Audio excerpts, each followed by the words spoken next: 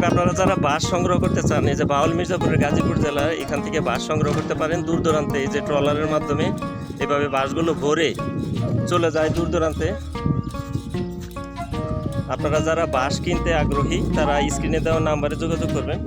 এখান থেকে সুলভ মূল্যে এই যে বাঁশ পাইকারিভাবে বাঁশ নিতে পারবেন। বিভিন্ন এলাকা থেকে বাঁশ সংগ্রহ করে এই যে ট্রলারের মাধ্যমে বাঁশ চলে যায় দূর দূরান্তে।